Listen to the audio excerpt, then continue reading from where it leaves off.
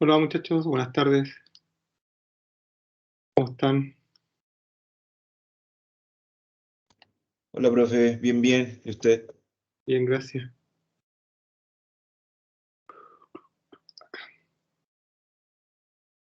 ¿Hay alguna duda, consulta de la clase de ayer?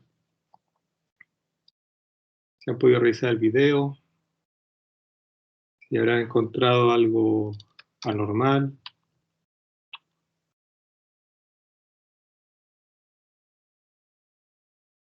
¿Algo que no les cuadre en la clase de ayer?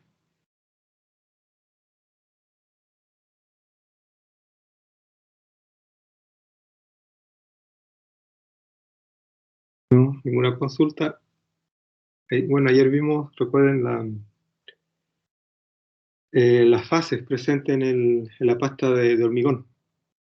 Y como le adelanté ayer, hoy día vamos a ver los espacios o huecos que hay en la pasta, que juegan un rol bastante importante en la futura resistencia y propiedades que pueda tener el hormigón.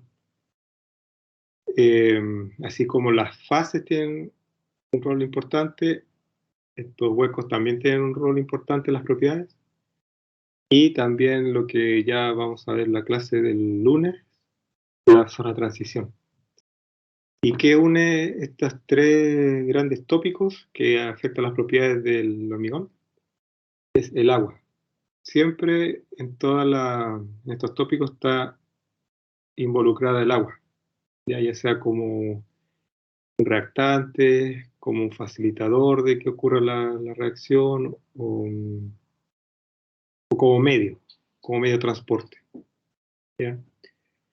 Y eso involucra, o sea, la presencia del agua afecta entonces las distintas fases, la proporción de fases que se forman, los cristales, en realidad los cristales, afecta también la conformación de los huecos, y lo que vamos a ver ya el lunes también afecta mucho a la zona de transición, que es la zona más cercana al árido, en el contacto árido-pasta. ¿Ya? Y esos son los grandes tópicos que se deben abordar para saber qué ocurre durante la cementación del hormigón. ¿Ya? Con eso uno puede comprender lo que está ocurriendo cuando se mezcla el cemento, el árido y el agua, los áridos y el agua. ¿Ya?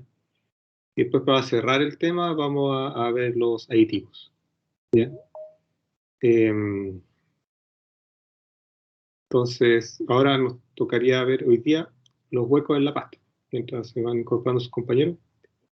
Y cualquier duda, recuerden, activen su micrófono y preguntan, porque no tengo acceso a ver el chat aquí en la pantalla.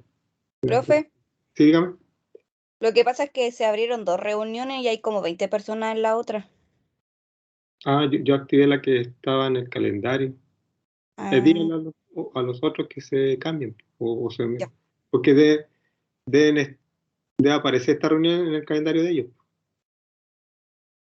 Por otro que Si no me cerremos. equivoco, a la otra se metieron por el link. Pero esta es la del miércoles, la que está en el calendario. O los otros entraron por el grupo. ¿Quería ser la misma?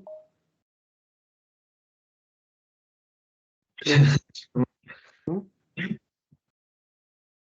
¿Cuántos hay aquí? A ver. 38. Hay 38 personas acá. El otro link, unos 20. Menos.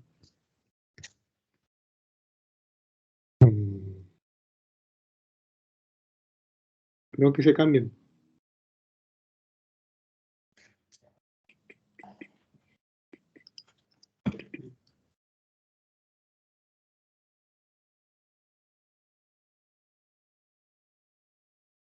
Avisen a dónde podría avisar por el grupo. A ver, voy a entrar al grupo.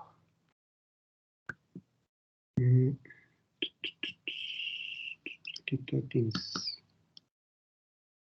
Sí, pues hay gente aquí en el calendario. Yo veo que hay gente que está en la reunión del martes. Y hoy día es miércoles. Entonces avísenle al compañero que hoy día es miércoles. ¿Ya?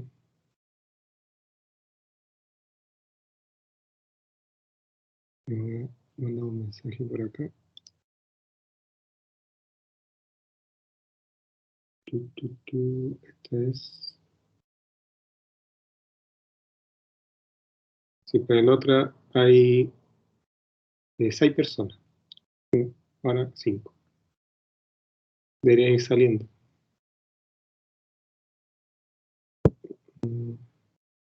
Por acá. Conéctense.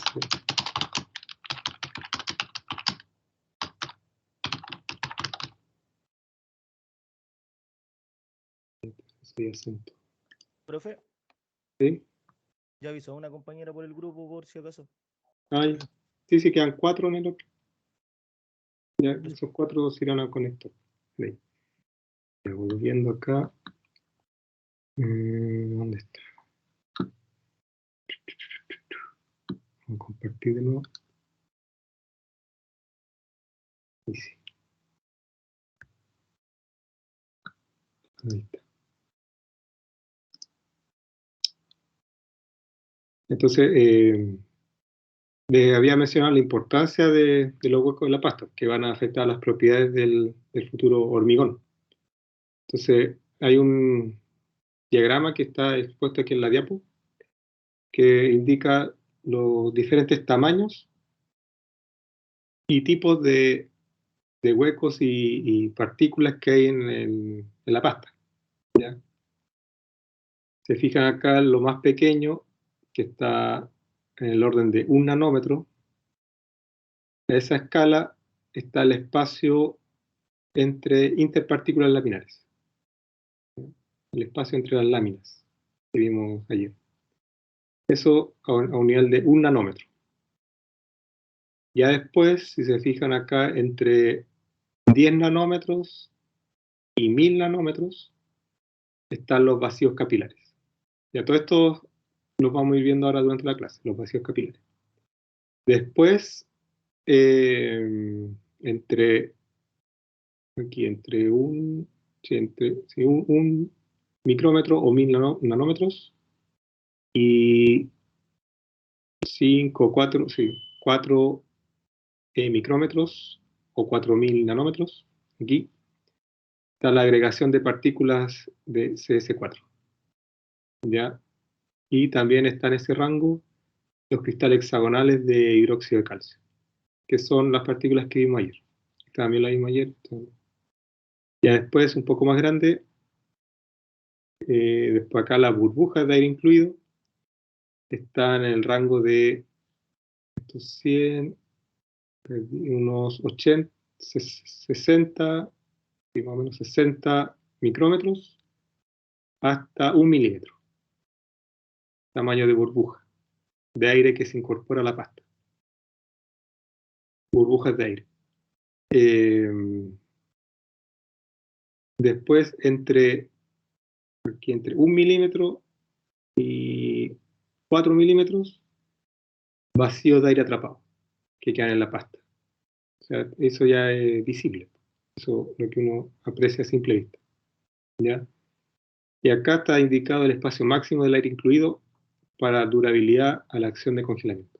Aquí, en este rango. O sea, no más grande que esto, tiene que ser inferior a este tamaño. Inferior a unos 6 milímetros. Perdón, 0,6 milímetros. Inferior a eso. El espacio para el aire incluido en caso de aplicar la pasta de cemento en zonas que va a haber congelamiento. ¿Ya? La cordillera, zona muy fría.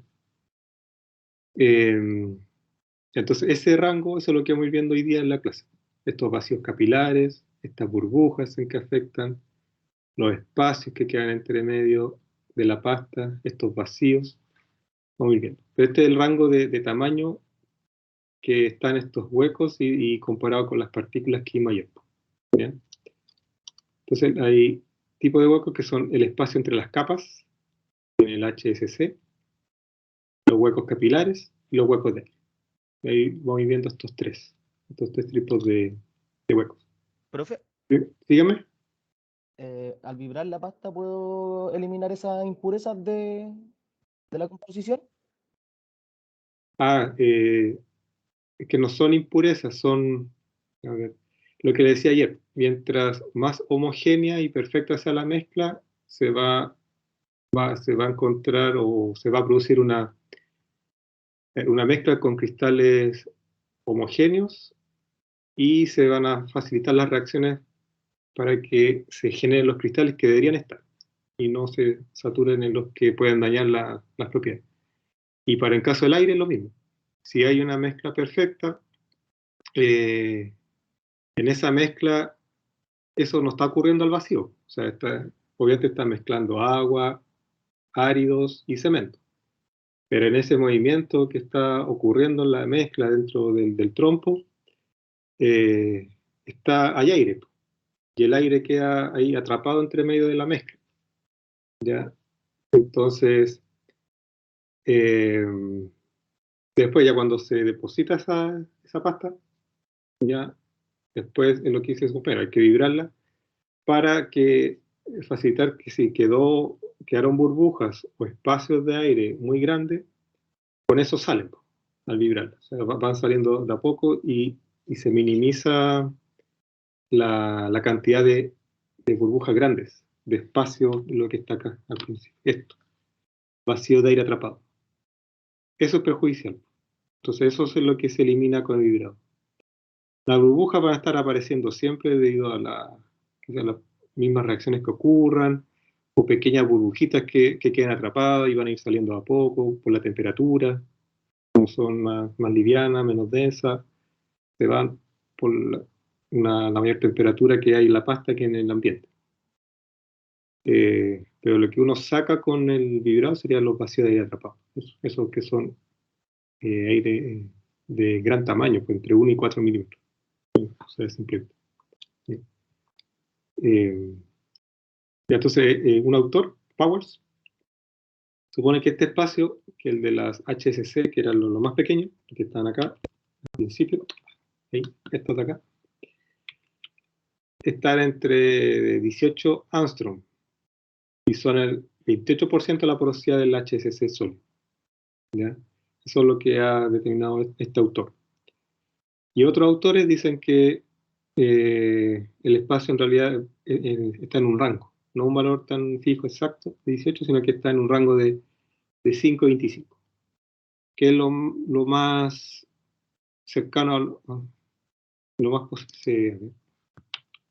¿Por qué se salió lo de Teams? Deje de compartir. ¿Qué pasó? No está compartiendo. Ay. Ya, sigamos. Que se fue la ventanita de Teams de repente. Y se había desconectado. Ya. Entonces, lo más probable es que ocurra lo que dice Feldman y Cerea, que haya un rango de espacio, no que sea un valor fijo, que es como ocurre en todo fenómeno físico. Hay un rango de tamaños. O sea, está entre 5 y 25 angstrom, ese espacio entre las láminas. Entonces, esto es muy pequeño, lo que puede afectar negativamente a la resistencia y la permeabilidad de la pasta. Ya son tamaños ínfimos, no detectables, muy difícil que salgan, que se eliminen por el tamaño, imagínense, son a nivel de angstrom. ¿Ya? No, ni el mejor vibrado lo va a sacar, si es algo muy pequeño. Pero el agua en estos huecos pequeños puede ser retenida por la adhesión de hidrógeno. Entonces, de nuevo, lo que le mencionaba al principio de la clase. El agua tiene un rol importante en la pasta. En este caso, el agua, como es tan pequeña, puede quedar atrapada aquí en estos espacios de las láminas. ¿Por qué? Por puente de hidrógeno o adhesión del hidrógeno. Básicamente, el puente de hidrógeno que interactúan en esos huecos, que son ínfimos. Entonces, la remoción bajo ciertas condiciones puede contribuirse a la retracción por secado y al flujo plástico. Entonces, lo que puede ocurrir aquí es que, como queda agua ahí atrapada en un espacio ínfimo, si se produce un secado del hormigón, como hay agua atrapada en este espacio, va a tender a salir, ya si se acaba muy alta temperatura. Y eso puede producir una retracción del hormigón. ¿Y qué significa retracción? Que va a haber un cambio de volumen del hormigón.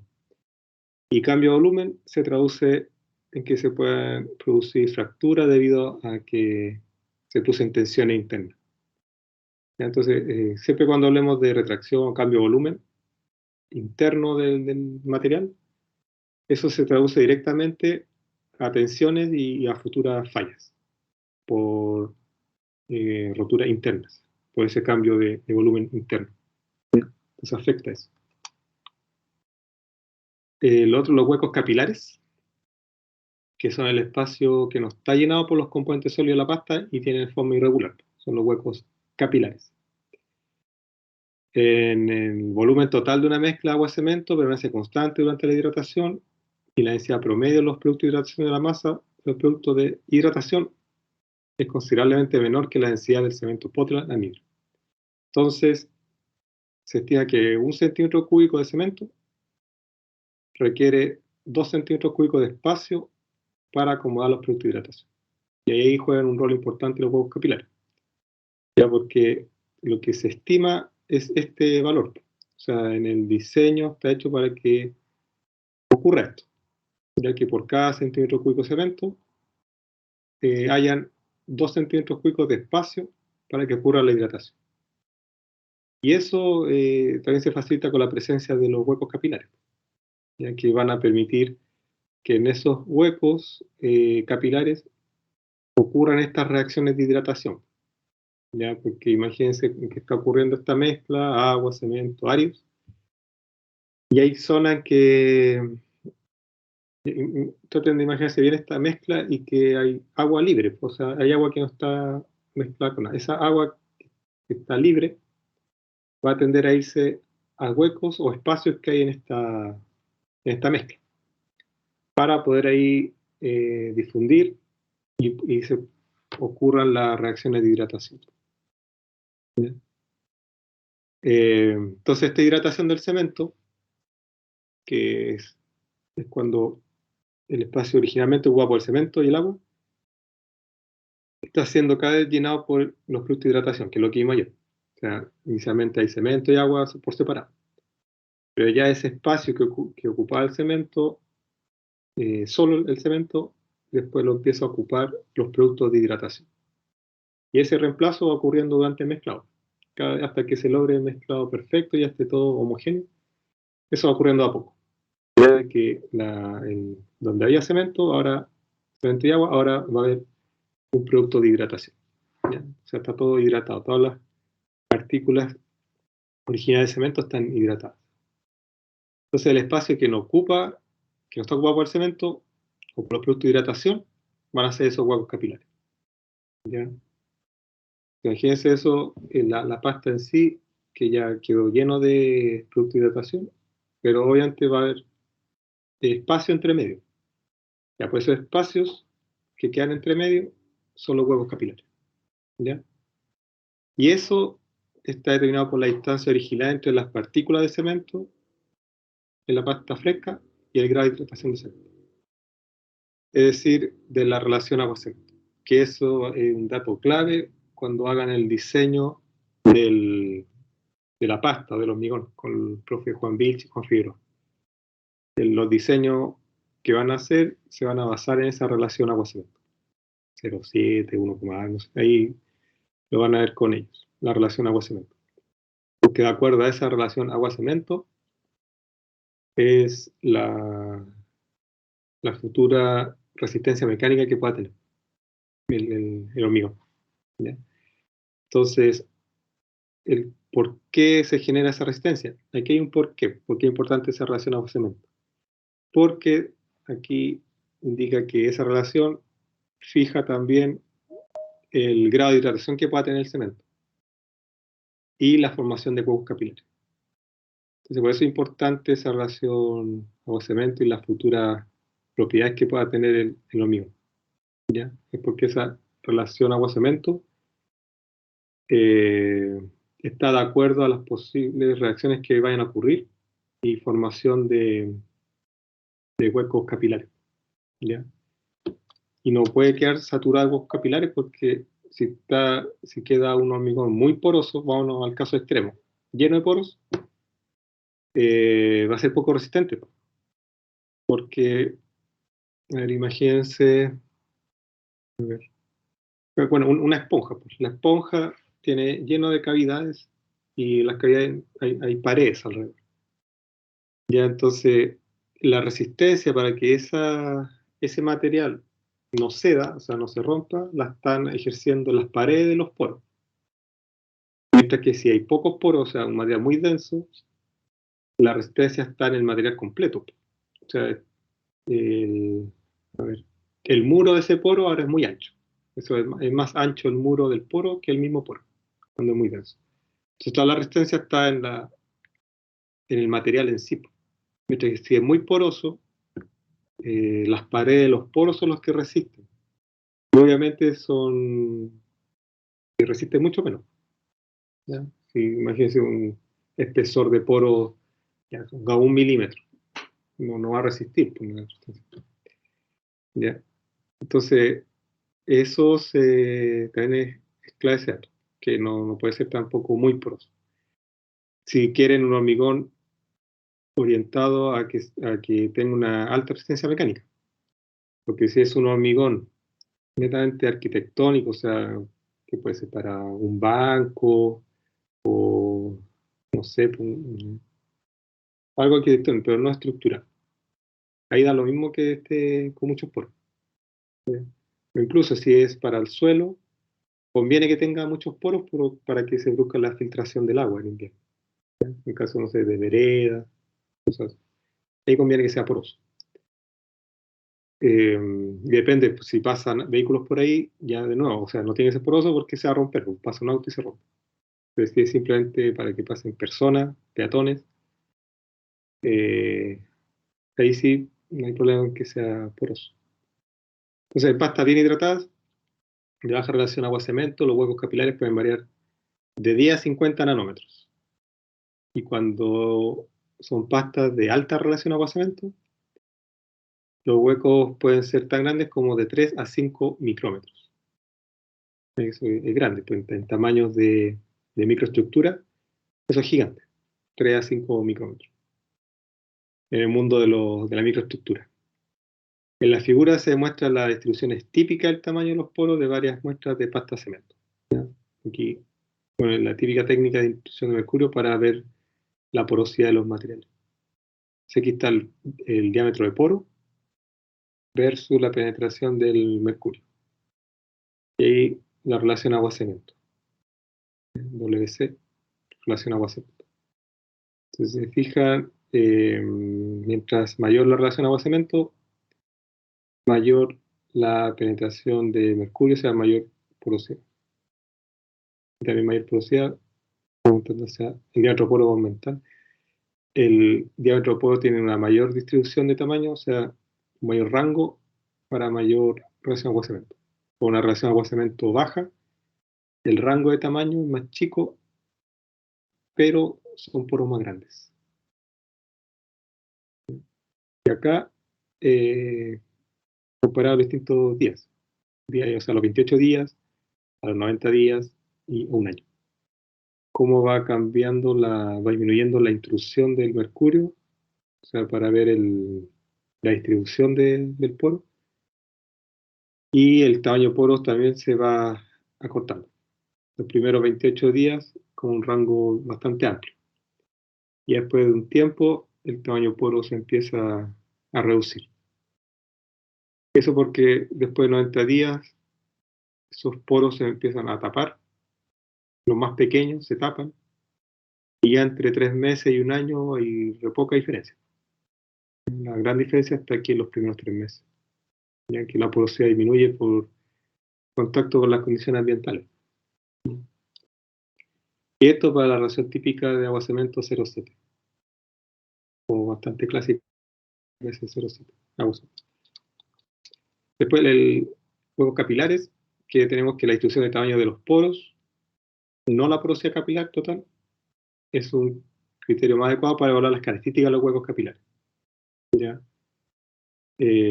¿Por qué? Porque esa distribución de tamaño nos va a dar un indicio de qué tan homogéneo puede ser el material.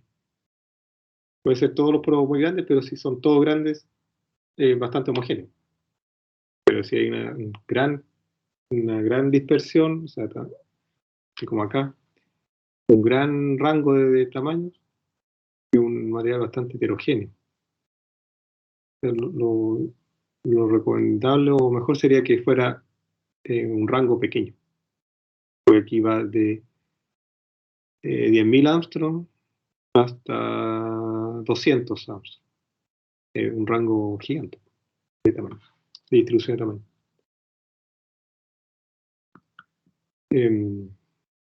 Entonces, esa distribución de tamaño, o sea, el rango de tamaños, es un mejor criterio para evaluar las características de los huecos capilares. ¿Ya? Entonces, si son mayores a 50 nanómetros, se conoce como macroporos. Y esos, si son muy grandes, o sea, son más grandes que 50 nanómetros, son nocivos para la resistencia e impermeabilidad. Mientras que son más pequeños, los microporos, son importantes en la retracción por secado y flujo plástico. Afectan a esas propiedades, la retracción por secado y el flujo plástico. ¿Bien? Entonces ahí hay que ver qué predomina, qué tamaño predomina en ese hormigón. ¿Bien? O sea, obviamente, si yo quiero que sea algo impermeable, tendría que ser poros pequeños, porque eso es lo que juega en contra con poros grandes. Va a ser menos resistente y va a absorber más agua, va a ser menos impermeable. ¿Bien? Pero, versus que si son muy pequeños, también tengo un problema. Voy a jugar un problema cuando ocurra un secado del hormigón. Bien, puede jugar en contra. Entonces estos huecos, los huecos de aire, son esféricos. ¿Ya? Entonces se pueden agregar aditivos al hormigón para introducir los huecos de aire, que son las burbujas, en un rango que puede ser atrapado a 3 nanómetros, o hueco de introducción que puede ser de 50 a 200 micrómetros. ¿Ya? En ese rango están los huecos de aire. Pero la diferencia con el resto es que estos son esféricos. Los otros eran con forma que se ajustaban a la misma pasta, la forma que podían tener. Ya que los huecos de aire son burbujas o esféricas. Entonces, estos huecos de aire son más grandes que los huecos capilares, entonces pueden afectar negativamente la resistencia e impermeabilidad. ¿Ya? Se pueden agregar en caso de colocar la pasta de cemento en zonas muy frías, expuesta a congelación, a la nieve, pero juega en contra en que va a ser muy permeable. O sea, obviamente si hay una zona de mucha nieve, probablemente también sea mucha lluvia. Entonces, mejor juega a favor si está en una calle. O sea, lo ideal es que absorba toda la lluvia, no escurra hacia los costados y anegue toda la calle. ¿Ya? Pero sí afecta la resistencia. O sea, en ese caso no podrían circular camiones de un gran tonelaje. ¿Ya? Ya en caso de aplicarse o que haya un hormigón aplicado en calle, en carretera. Entonces, por eso es que después existen esas restricciones, que por estos sectores no puede circular camiones de tanto tonelaje. ¿Ya? Y si tienen un alto tonelaje, se les cobra un permiso especial. Porque yo recuerdo que los camiones de basura que circulaban en Santiago, ellos les cobraban por la circulación en las carreteras, por el uso, que eran de gran tonelaje, que eran los camiones de KDM. Entonces ellos no, entonces para un poco restringir que el camión circule cuando quiera, le cobraban un extra. Porque cada vez que pasaba el camión, que son de gran tonelaje, iba disminuyendo la durabilidad de la carretera. ¿Ya? Porque son suelos con no estructurales, sino más bien porosos, hechos como para autos. Y el agua en la pasta se basa en el grado de dificultad o facilidad para ser removida en la pasta. ¿Ya? Entonces, hay distintos tipos de agua, igual que el agua que vimos los tipos de agua en el árido, vimos los tipos de agua en la madera, en los compuestos orgánicos, y eso siempre se basa de acuerdo a la facilidad o dificultad de sacarlo. ¿Ya? Lo típico es que hay un agua superficial que está rodeando. Imagínense cualquier material que esté mojado. Si está ese material mojado y se ve el agua en la superficie, eso es agua libre. ¿Ya? Después, sigan imaginándose ese material que está mojado, ahora que esté húmedo a la vista. Hay otro tipo de agua, que es el agua que está en la superficie. Después, si seguimos entrando a ese material, va a haber agua atrapada, que va a estar un poquito más abajo de la superficie, pero no hasta el fondo del material. Y hay otro tipo de agua.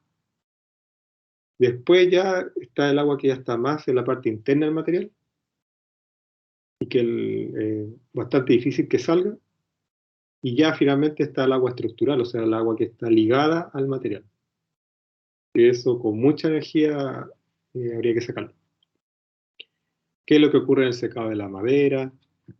Sí, o sea, si lo vemos, que el alimento es clásico, pero en el caso de los materiales que ustedes ven en la madera, hay distintos tipos de agua y se llega hasta el 16%, 18%, porque disminuir más el contenido de agua se necesita mucha energía, porque ya es sacar el agua que está en la parte más interna del material, de la madera. ¿Ya? Entonces, como en todos los materiales, aquí no es la excepción. Esta agua se clasifica de acuerdo al grado de dificultad o facilidad para que salga de la pasta. ¿Ya? Y esa extracción del agua de la pasta depende también de la humedad relativa que pueda existir en el ambiente. Entonces, por eso yo le decía en las clases de introducción al hormigón, es que nos da igual si esta pasta de hormigón se instala en Punta Arenas o en Iquique, porque la humedad ambiental es muy diferente.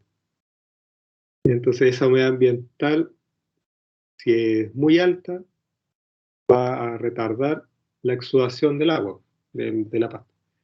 Y si es muy baja, o sea, en pleno verano en Iquique, el agua va a salir muy fácilmente.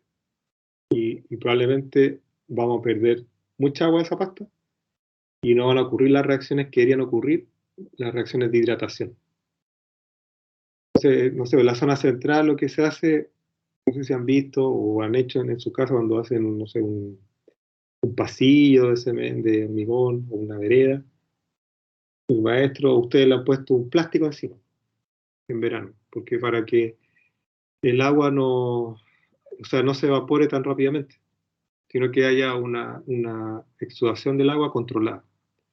Y lo mismo y también pues el maestro les dice, no se le olvide mojarlo hoy día a la noche, y hoy día, mañana y pasado, no se le olvide mojarlo.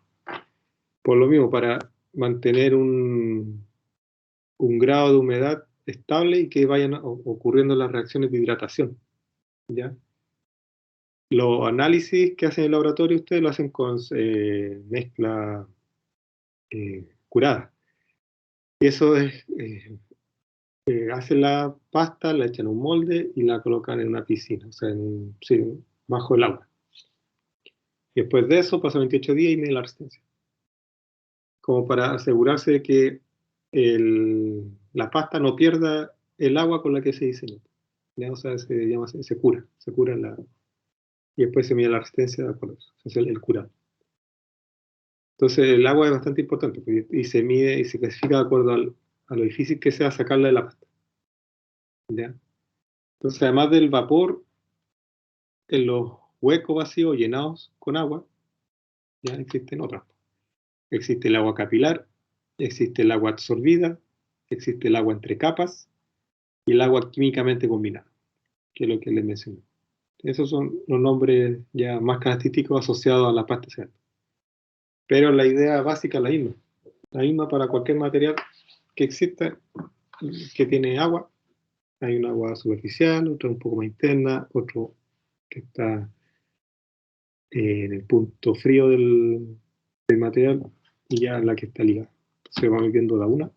El agua capilar es la que está presente en los huecos mayores de 50 Armstrong. O sea, todo hueco superior a eso va a tener agua capilar. Ya, entonces eso es lo que le mencionaba, que se puede considerar, perdón, el agua libre, que está libre de influencia de la fuerza de atracción ejercida por la superficie sólida. O sea, está ahí presente en sus poros, pero no está ligada. No hay algo, no hay una reacción química, no hay una unión química que la traiga, que la deje fija en el poro, en el capilar. Entonces, de acuerdo a esto, se puede ir el agua capilar en dos categorías. El agua que está en los grandes huecos, que son mayores a 50 nanómetros, y eso se considera como agua libre, ya que si cuando se saca del material, de la pasta, este no cambia el volumen. O sea, agua libre, o sea, está suelta, se saca, se evapora libremente. El agua retenida por la tensión capilar, acuérdense del concepto de tensión superficial, que vieron, tienen que haber visto en química. Esa tensión capilar, la que mantiene un poco retenida el agua. Ya bueno, recuerden el concepto de tensión, pues ahí el agua está ligada a la entrada del poro por tensión superficial. Entonces aquí está, cuando ocurre esto, al ser removida puede producir retracción del sistema, porque hay una fuerza aquí que está involucrada, la fuerza de tensión superficial, que es una fuerza física, no química, fuerza física. En este caso es tensión física. ¿Ya? Y la agua absorbida es la que está cercana a la superficie sólida. Entonces, bajo la influencia de la fuerza de atracción, las moléculas de agua son físicamente absorbidas. ¿Cuál es la diferencia entre absorbida y absorbida con B? En este caso están absorbidas en la superficie. Entonces, se ha visto que hay hasta 6 capas moleculares de agua, 6 capas superficiales absorbidas, que se adhieren por el hidrógeno, probablemente puente de hidrógeno. Entonces, esa adherencia disminuye con la distancia de la superficie sólida. Entonces, una mayor parte del agua absorbida puede perderse por secado, porque está en la superficie. ¿Ya? Entonces, con 30% de humedad relativa o menos, se puede perder. Aquí en la ciudad de Talca, la humedad relativa típica es como del 50%. En invierno llega al 60, 65. En verano podrá bajar a 40. Bueno, no baja más allá. ¿Ya? La humedad relativa del aire. Entonces, bajo 30 se corre el riesgo de que se pierda esa agua que queda en la superficie. Se pierda fácilmente. Después está el agua entre capas, que está el agua asociada con la estructura del HSC, que es la que vimos al principio, que se forma lámina, había espacio a nivel de 1 nanómetro. Bueno, en ese espacio queda atrapada el agua. Entonces, como es algo infinitamente pequeño, entonces es fuertemente retenida por la adición de hidrógeno.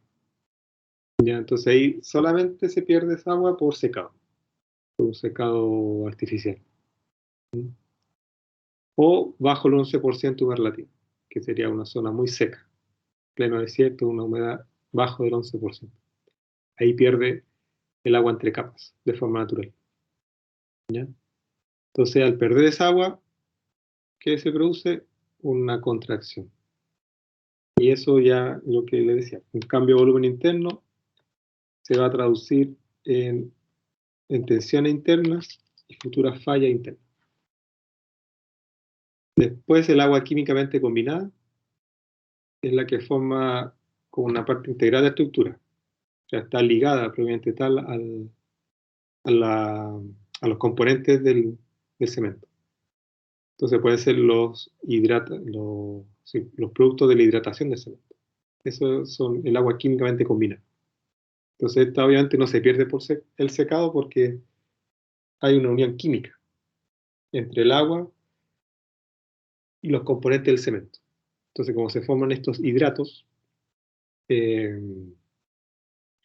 no se pierde esa agua por secado. ¿Ya? Simplemente se puede producir la deshidratación de la molécula por un calentamiento, o sea, como que se logre un alejamiento entre esa agua que está combinada químicamente con el mineral. ¿Ya? Pero pretender sacar el agua por un secado artificial, no se va a lograr, ¿ya? Porque está ligada químicamente. ¿Ya? Entonces ahí está, por ejemplo, el agua físicamente absorbida, el agua capilar, que es lo que está aquí alrededor de todo, el agua capilar, y el agua entre las capas, que estaría aquí entre medio, entre las capas. Eso que está dentro de la zona negra, creo, agua entre capas. Esto está aquí, físicamente absorbida, que puede estar absorbida a la superficie de las mismas microestructuras. Ya no solo en la parte superficial, sino que absorbida también en la microestructura de los cristales que se forman. ¿Ya? Entonces, estos huecos y el agua en la pasta permiten definir las relaciones estructura-propiedad de la pasta, donde las características deseables para un hormigón endurecido va a ser que tenga una buena resistencia mecánica, ¿ya? Que aquí dice resistencia, pero se refiere a resistencia mecánica, de que si usamos el hormigón para un muro estructural, resista las fuerzas por las que va a estar sometido ese muro. Que tenga una estabilidad dimensional, o sea, que no sufra cambios de volumen. El cambio de volumen al final se va a traducir en que se va a fracturar el hormigón, porque es un material endurecido, sólido. Y si cambia el volumen, esto no es un globo, entonces va a tender a romperse. Y durabilidad también pues, afecta la composición de los huecos de la pasta, la hidratación que pueda sufrir esta pasta. Todo esto afecta a la durabilidad.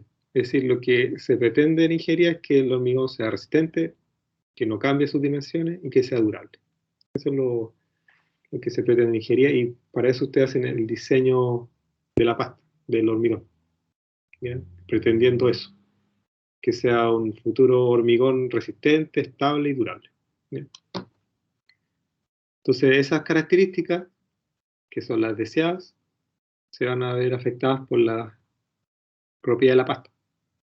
Y esas propiedades de la pasta, ¿de qué dependen? De la microestructura. ¿Ya? ¿Y esas microestructuras cuáles son?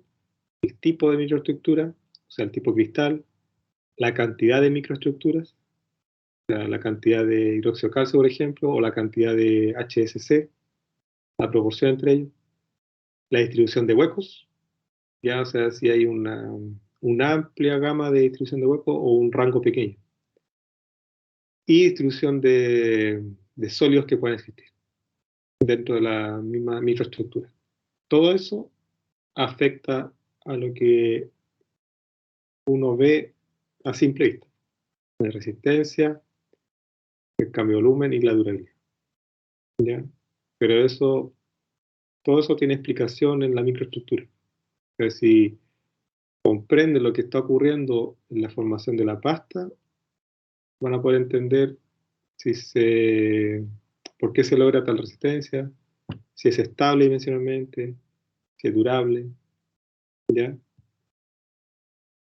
Por ejemplo, la resistencia, que las fuerzas de Van der Waals son la principal fuente de resistencia de los productos sólidos de la pasta. O sea, lo que uno podría pensar de que no, que el ario le da la fuerza a la pasta, o sea, al hormigón, en realidad le diría que no. ¿Ya? Porque el ario le da como la estructura, el esqueleto, o le permite adherirse al ario, pero lo que le da la resistencia mecánica son las fuerzas de Van der Waals. ¿ya? Esa adhesión entre dos superficies sólidas puede atribuirse a la fuerza de Van der Waals. Entonces el grado de la acción adhesiva depende de la extensión y naturaleza de la superficie involucrada. Entonces, eso es química pura. O sea, el por qué ese hormigón resiste es por su fuerza de Van der Waals, ¿ya? Que permite la adhesión entre las distintas superficies que hay involucradas dentro de la pasta, ¿ya? Por ejemplo, los pequeños cristales de HSC poseen grandes áreas superficiales y capacidad adhesiva. Entonces, esa alta capacidad de adhesión es debido a los Van der Waals, ¿ya? Entonces se adhieren fuertemente, no solo entre ellos, sino que también con los de poca área, como hidróxido de calcio, con los granos de clinker. Entonces esa adhesión es debido a la fuerza de Van der Waals, y eso le da la resistencia definitiva al hormigón, ¿ya? Es decir, que si yo quisiera generar un hormigón muy resistente, tengo que ver la forma de cómo hago que aumente la fuerza de Van der Waals, la adhesión. ¿Y cómo se logra eso? Se fijan ahí, aumentando la cantidad de HSC, porque dice que poseen grandes áreas superficiales y capacidad adhesiva. Entonces, recuerden que el HSC era el 60% de composición del hormigón. Entonces, por eso el hormigón tiene una resistencia mecánica particular, porque tiene una gran composición de HSC, y ese HSC tiene una gran capacidad adhesiva debido a la fuerza de Van der Waals. Entonces, en los sólidos existe una relación inversa entre la porosidad y la resistencia, es lo que les comentaba delante, ya, porque mientras más poroso va a ser menos resistente, porque la resistencia va a estar pasando por las paredes de ese poro. Entonces, obviamente, si está lleno de poros, eso va a ser muy frágil, ¿ya? Entonces, por eso los huecos son perjudiciales para la resistencia. Entonces hay que llegar ahí a un equilibrio, ni muy denso ni muy poroso, ¿ya? Dependiendo de la aplicación que se le dé a lo mismo. Porque si es para suelo, nos conviene que sea denso, porque el agua no va a pasar a través del hormigón. Y la idea es que sea poroso, ¿ya? Pero no tan poroso, porque si no se puede romper en cualquier golpe. Lo va a pisar fuerte y se rompe, ¿ya? Entonces, Power demostró que los cambios en la porosidad capilar son con diversos grados de hidratación en pasta de diferentes relaciones agua-cemento, que son estos, ¿ya? Que relacionó agua-cemento, la proporción agua-cemento, ya, versus el volumen de la pasta y la cantidad de poros, ¿ya? Entonces ahí fue midiendo los de hidratación, el grado de hidratación, ya después de un año se hidrató totalmente. La cantidad de poros que fue disminuyendo en el tiempo, ya al final quedó solamente con un 33% de poros, ¿ya? Y aquí fue lo que se variaba era el grado de hidratación, y acá lo que varía es la relación agua-cemento, ¿ya? En este caso, el de la izquierda va disminuyendo porcentaje de poro, y acá el lado, perdón, de la izquierda, de la derecha, porcentaje de poros va disminuyendo. Entonces, en este caso, con relación a agua-cemento de 0,63 constante, se fijan, requiere, para 100 centímetros cúbicos de cemento, requiere 200 centímetros cúbicos de agua. Entonces esto produce 300 centímetros cúbicos de volumen de pasta, el espacio total disponible, ¿ya? Entonces el grado de hidratación del cemento dependerá de las condiciones de curado, duración de hidratación, temperatura y humedad. Y de acuerdo a eso, el gráfico se plantea acá, ¿ya? Bueno, aquí en este caso el grado de hidratación, la relación agua-cemento es constante y el grado de hidratación va variando. Acá en el volumen de cemento hidratado a 7, 28, 365 días es 50, 65 y 100%. ¿ya? Entonces ahí se calcula el volumen de sólidos y que también va aumentando de 150, 165, 200. Y el volumen de los huecos se encuentra por la diferencia. ¿Sí? La diferencia con el resto. La tendencia. Y el otro es dejando fijo el 100% de hidratación y variando la proporción agua-cemento. ¿Ya? Entonces, para un volumen dado de cemento, la pasta con mayor cantidad de agua tendrá el volumen total mayor de espacio disponible, que sería acá.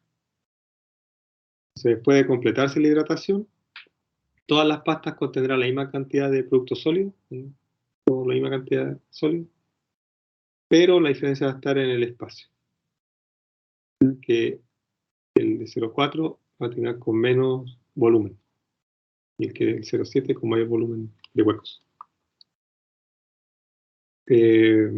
Para mortero de cemento Portland, Powers, el autor demostró que hay una relación exponencial de tipo S igual a K por X al Q, donde S es la resistencia a la compresión, X es la relación sólidos-espacio y K es una constante. Entonces lo que hace este autor, que él supone un cierto grado de hidratación, ¿se acuerda de eso? Uno podría calcular el efecto incremental de la relación agua-cemento.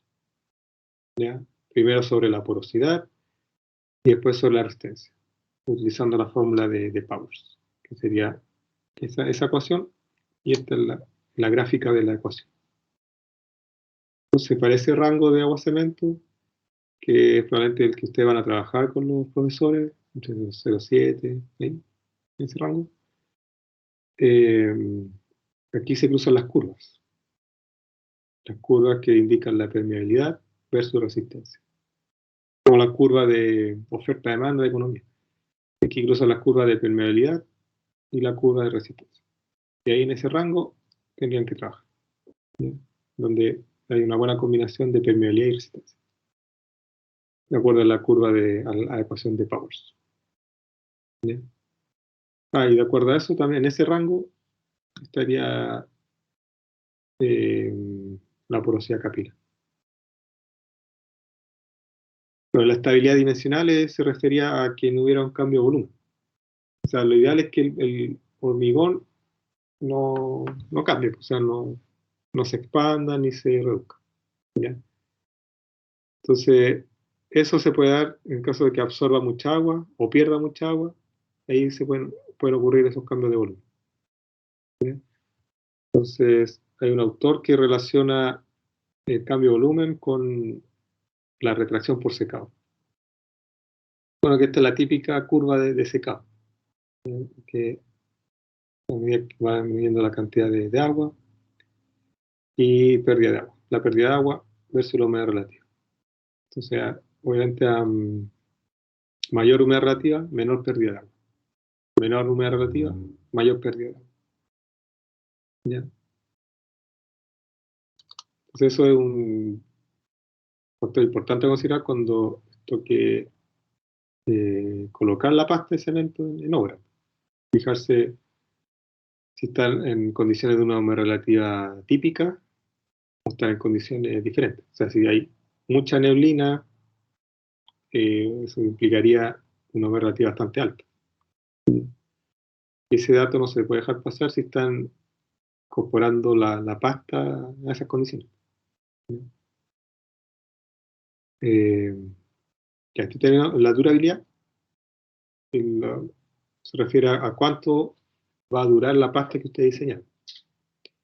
Entonces, y también si va a estar afectada por algún componente externo. ¿Ya? Entonces, la pasta en sí es alcalina. Me parece que había una gran composición de hidróxido de calcio. Entonces, eso le da un carácter alcalino. Entonces, si tiene una mayor proporción de hidróxido de calcio, algo anormal, va a ser mucho más alcalino. Entonces, si se expone a aguas ácidas, va a reducir la durabilidad, porque si es agua ácida, va a tender a reaccionar con esta pasta alcalina, porque son afines, algo alcalino con algo ácido que son totalmente opuestos, van a tender a reacción.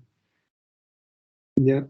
Y un agua ácida podría ser un agua servida. ¿Ya? Entonces, también es importante eso. Por ejemplo, las cañerías de hormigón se deben cubrir internamente porque si no va a estar en contacto directo con agua ácida, con agua servida. Y va a disminuir su durabilidad. Lo mismo los canales. Canales en plantas industriales que pueden estar recibiendo aguas ácidas. Y no lo piensen como un agua con un ácido, así como ácido sulfúrico, no, sino que un agua que tenga un pH menor a 7. Ya eso ya pasa a ser un agua ácida. ¿Ya? Incluso el agua potable no es 7, entonces el agua potable incluso puede ser 6,5, 6,7. ¿Ya? Porque el pH 7 es para agua destilada, agua pura. Y no es el caso.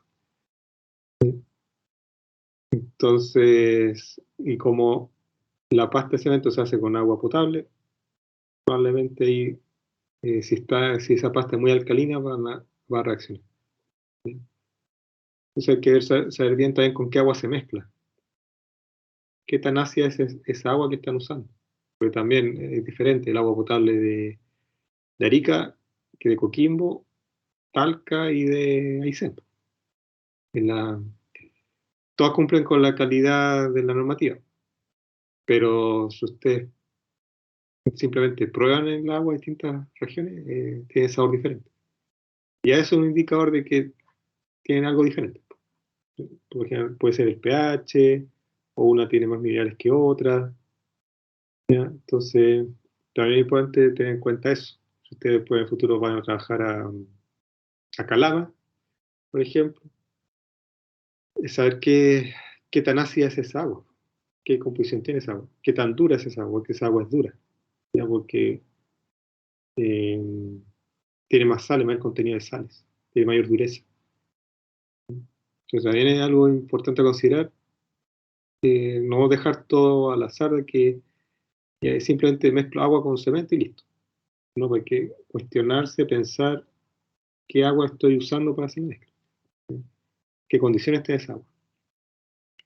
Entonces, bajo esas condiciones, la impermeabilidad del agua se convierte en un factor principal para la determinación de la durabilidad. ¿Ya? Entonces esa impermeabilidad se ve afectada por presencia de aguas ácidas o una pasta muy alcalina. ¿Ya?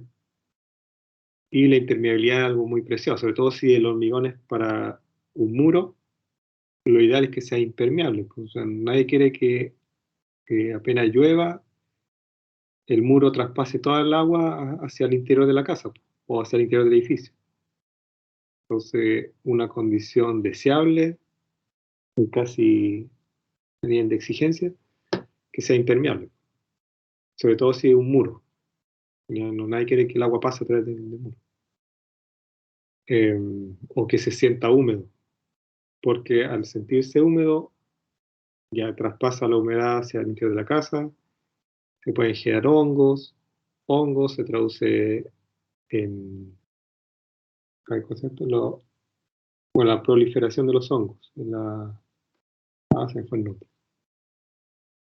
Bueno, las especies que arrojan el hongo y producen enfermedades respiratorias. ¿Ya? Entonces, es una condición tan importante, la impermeabilidad. Eso es clave. Y también porque si pasa muy fácilmente el agua a través del muro, quiere decir que va a haber agua disponible para que ocurran reacciones de formación de otros cristales en el hormigón. Y si se forman otros cristales, probablemente se va a producir un cambio de volumen interno. Y eso a la larga va a generar fallas internas y va a empezar a fracturarse el hormigón. ¿Ya? O si es un hormigón armado, obviamente si está muy húmedo, va a facilitar la corrosión del acero que está dentro del hormigón armado. Y si ese hormigón armado, si ese acero sufre mucha corrosión, al pasar los años probablemente capaz que ceda o esté muy débil cuando haya un temblor, un terremoto, se da justo en ese punto donde está dañado por la corrosión. ¿Ya? Entonces quizás puede ser un muy buen diseño estructural, arquitectónico, pero no si no tienen precaución esos detalles, igual se puede caer el edificio, ya por detalle netamente de conocimiento de física y química, de conocimiento básico.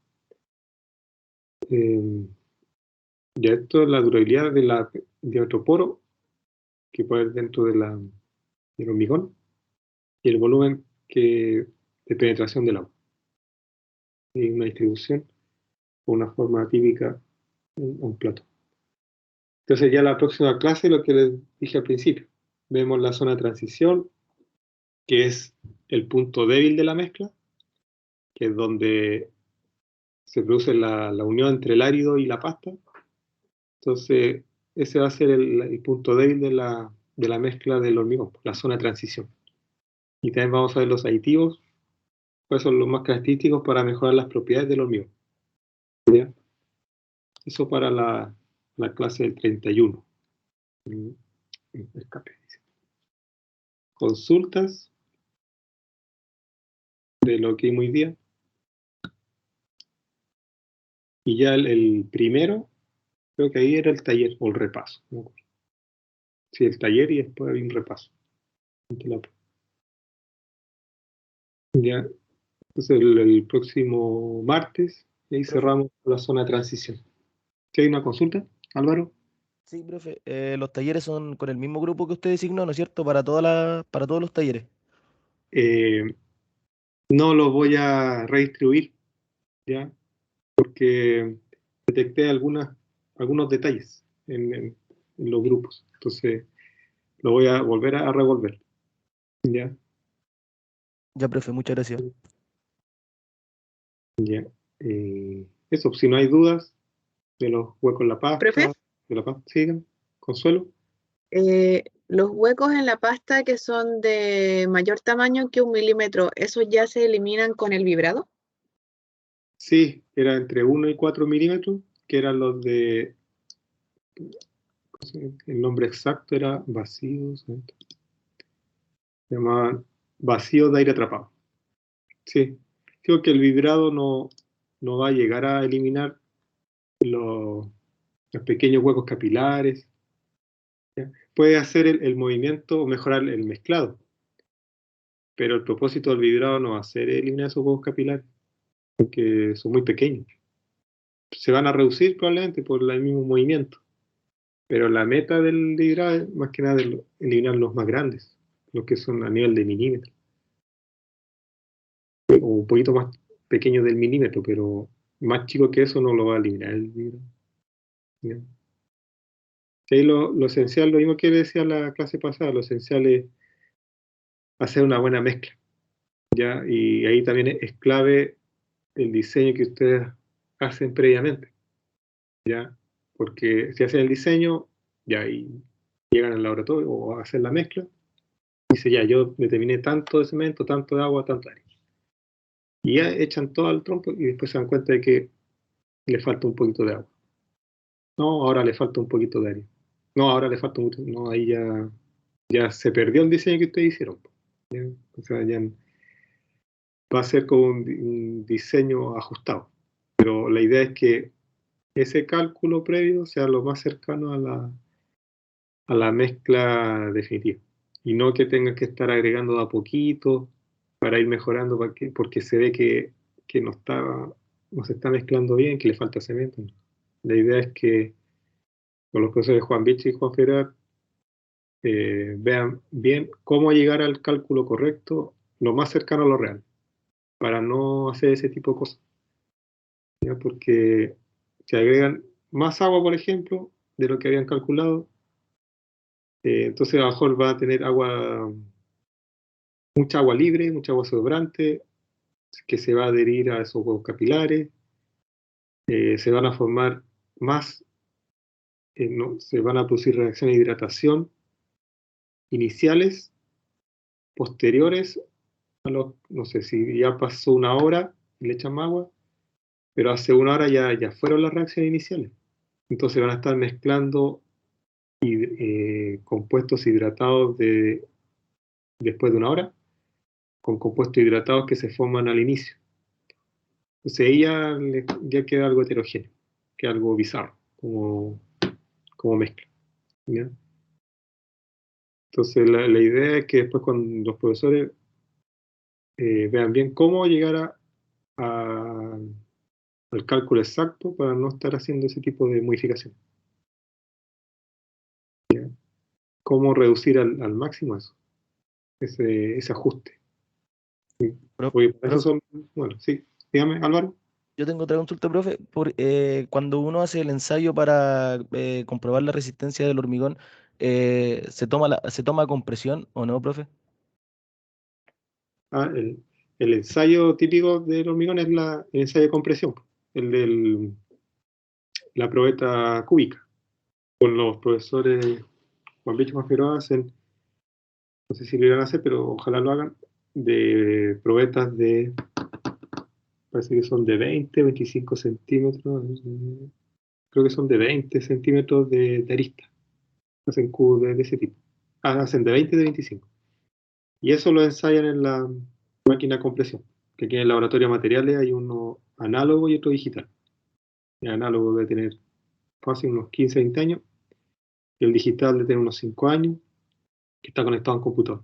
Y ahí le arroja al tiro la curva en el computador. Pone los datos, las dimensiones del cubo, sí, básicamente las dimensiones y qué es hormigón, o sea, qué es un material. Y eso lo colocan y después eso la máquina de compresión lo empieza a apretar y va registrando punto a punto cómo va aumentando la presión. Esa es la típica curva que ustedes vieron en ciencia de materiales, la curva de compresión. La zona elástica, la zona plástica y ya cuando se rompe. Y eso se lo entrega el computador en el laboratorio. Profe, pero por ejemplo, cuando se comprime, toma la resistencia hasta el punto donde empieza la ruptura o cuando ya el hormigón solo empieza a agrietarse. Toma todo. O sea, lo que decía, desde la zona elástica hasta que se rompe. Después en la zona plástica y se rompe. O sea, la gráfica que le entrega es la gráfica completa. O sea, toda la curva.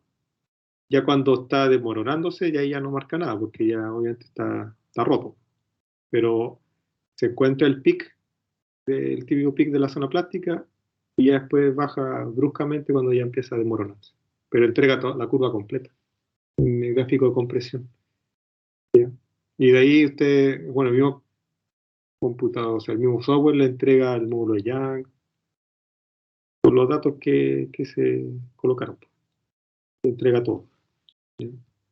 En el digital no, pues solo hay como un reloj donde marca, es como un reloj, va marcando y llega al pic y de ahí ya se detiene esa aguja y después sigue marcando la otra aguja. Pero ahí tiene que usted ir grabando cómo se mueve el reloj, para después hacer usted el gráfico en el Excel, punto a punto, los tiempos, etc. Pero ese es el típico ensayo el de compresión. ¿Ya? Otro que se podría hacer el de flexión, que también está en el laboratorio, que ahí ya es una barra, se hace una barra y se flecta. Y eso creo que tienen para hormigón en el laboratorio. No sé si tienen el de tracción. No, pues sí, no. Solo flexión y compresión.